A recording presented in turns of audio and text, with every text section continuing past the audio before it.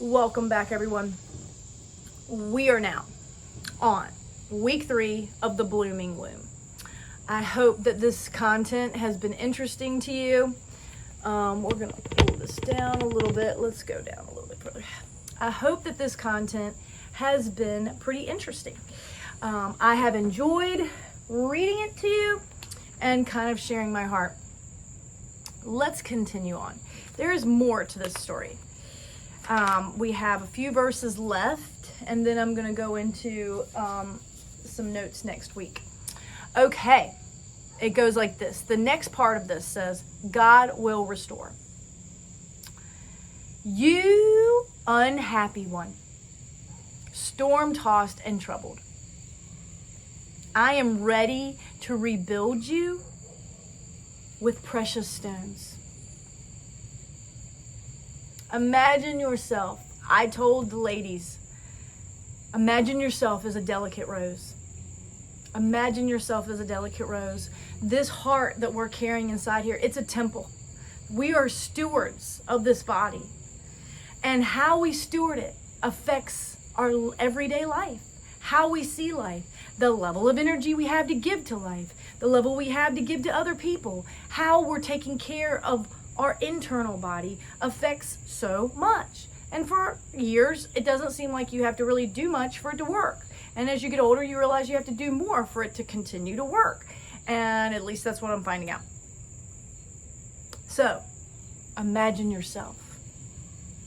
I am ready to rebuild you with precious stones and embed your foundation with sapphires. I will make your towers of rubies, your gates of sparkling jewels, and all your walls of precious, delightful stones. All your children will be taught by Yahweh, and great will be their peace and prosperity. You will be established in righteousness. Oppression, be far from them. Fear, be far from them. Yes, terror will not come near you, nor will you be afraid.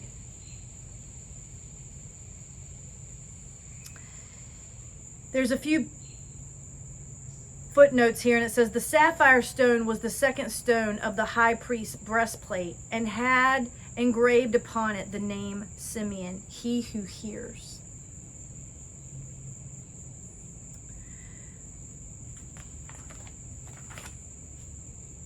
Verse 15, if anyone dares to stir up strife against you, it is not from me. Can you hear the King Jesus? If anyone dares mess with my girl, it is not from me. She just needs to know this. This is not a consequence all the time of bad girl getting punished storylines. There's other atmospheres here. There's an enemy. And he does not want women of faith, women of righteousness, women that are devoted to the King to figure out how to use her voice and to share it and to declare identity, love, compassion. He doesn't want us to figure anything out. He wants us to be seen and not heard. Be seen, but not heard. Look pretty, be seen. But we don't need to hear anything you have to say. I don't believe that's from the Father. Those who challenge you will go down in defeat. See, I am the one who created the craftsman, who fans the coals into a fire and forges a weapon fit for its purpose. We're weapons. When we worship is a weapon. And when we learn how to sharpen the weapon of worship, how to sharpen the weapon of intercession, how to sharpen the weapon of kindness, how to sharpen the weapon of generosity. all of these fruits, peace, patience. These different fruits of the Spirit, as we grow them and we explore them, some long suffering. These are all different things inside of us to grow. And then we start to grow and glow, and we have more capacity and more love to give and more peace to give. And the long suffering produces perseverance, and perseverance, a hope. There's hope that rises back up inside of us. See, I am the one who created the craftsman, who fans the coals into a fire and forges a weapon fit for its purpose. And I am the one who created the destroyer to destroy.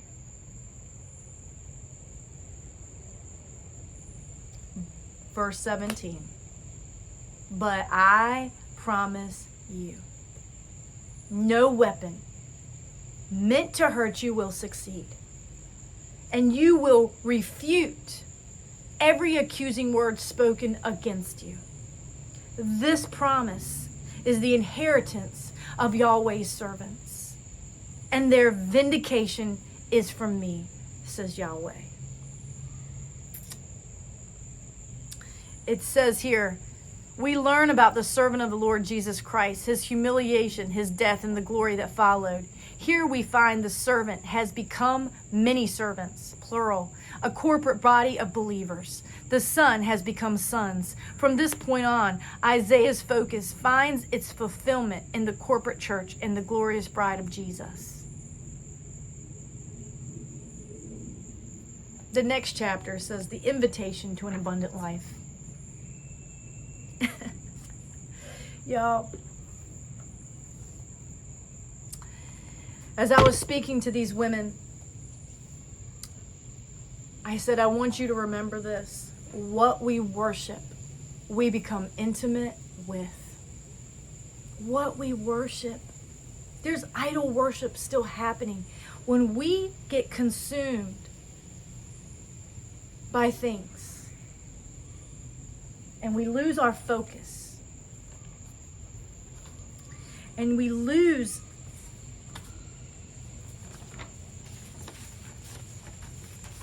cannot focus on the Father.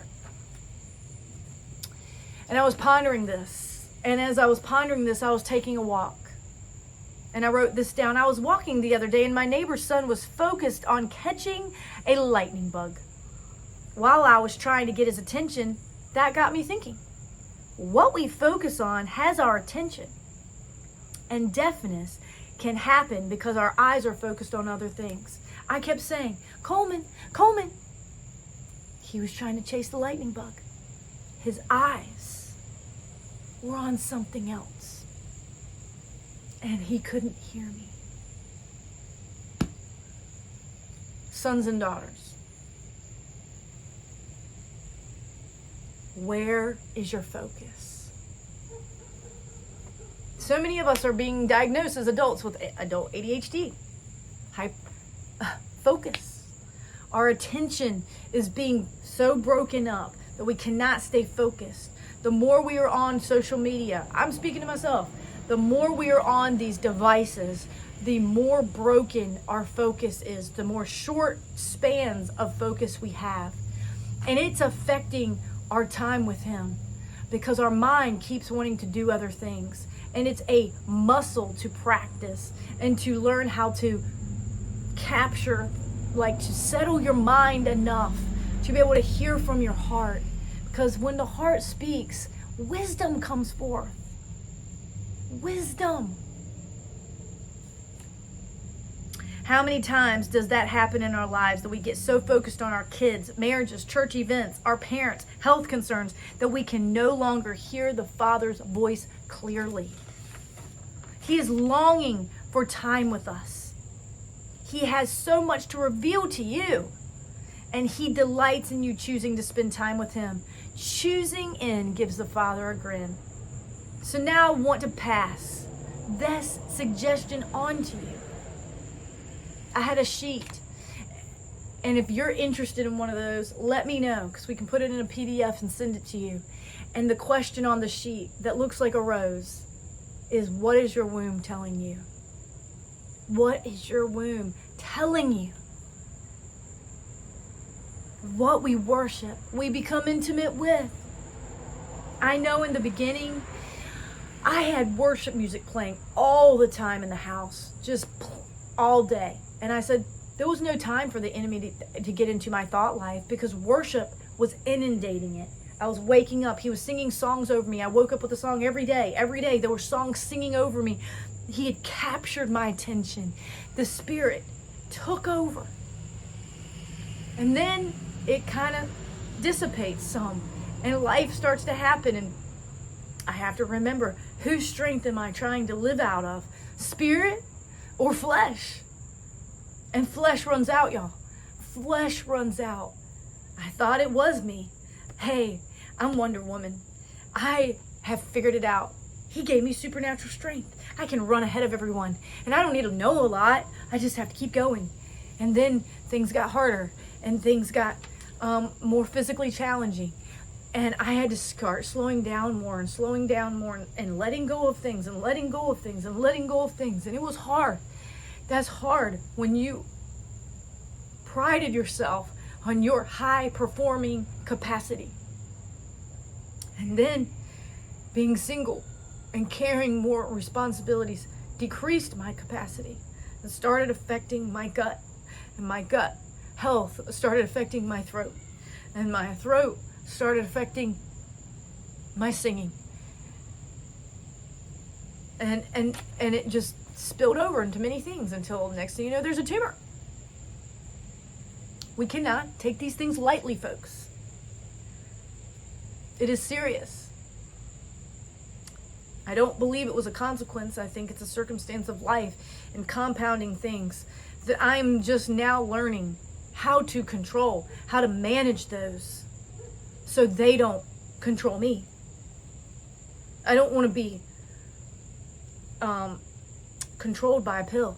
I don't want a pill to have to be my reasoning to be able to go forward. Now hear me out, y'all. I am thankful for all medication that has helped you.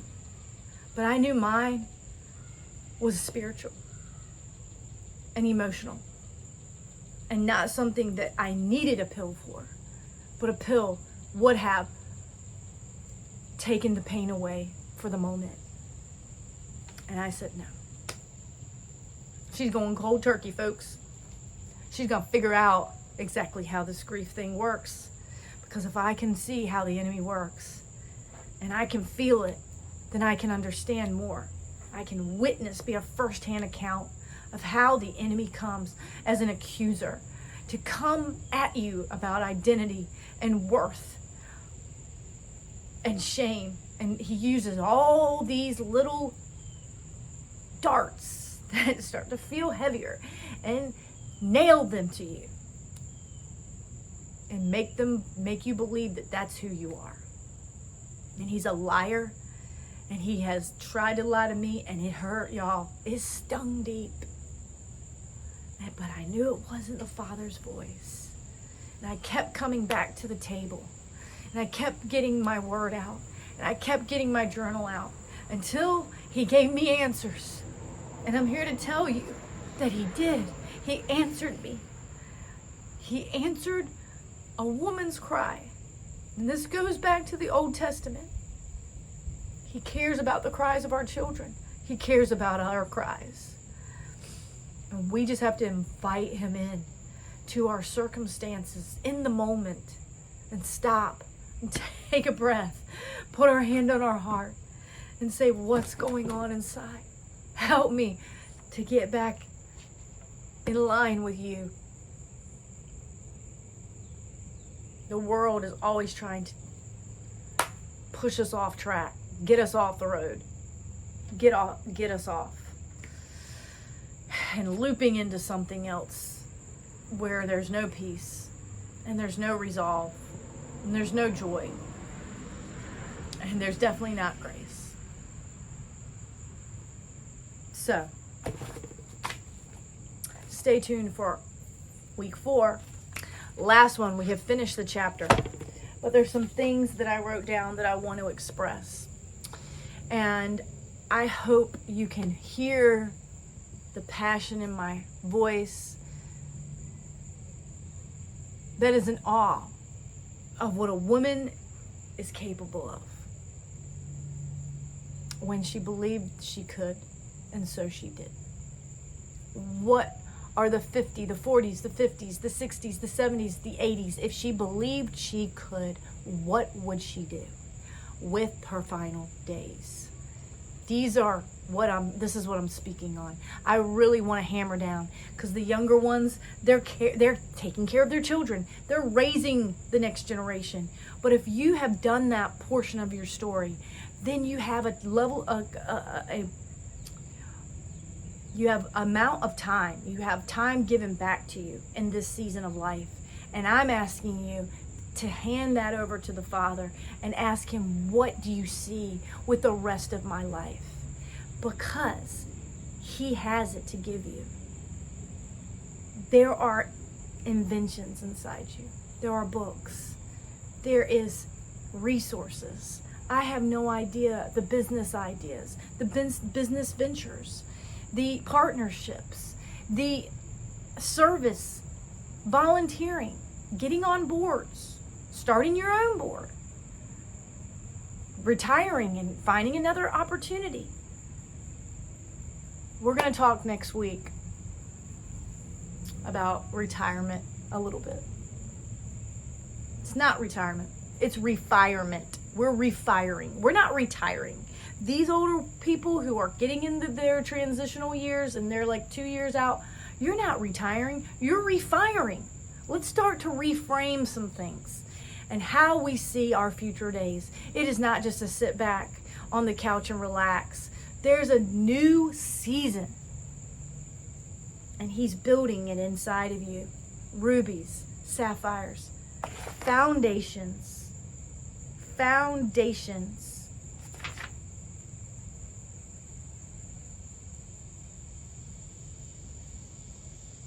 With sapphires. I'm rebuilding you with precious stones. I will make your towers of rubies, your gates of sparkling jewels, and all your walls of precious, delightful stones. It's pretty. Your future is a pretty place, and it's elegant, and it's regal, and it's royal, and it's righteous, and it's raw, and it's real. So stay tuned.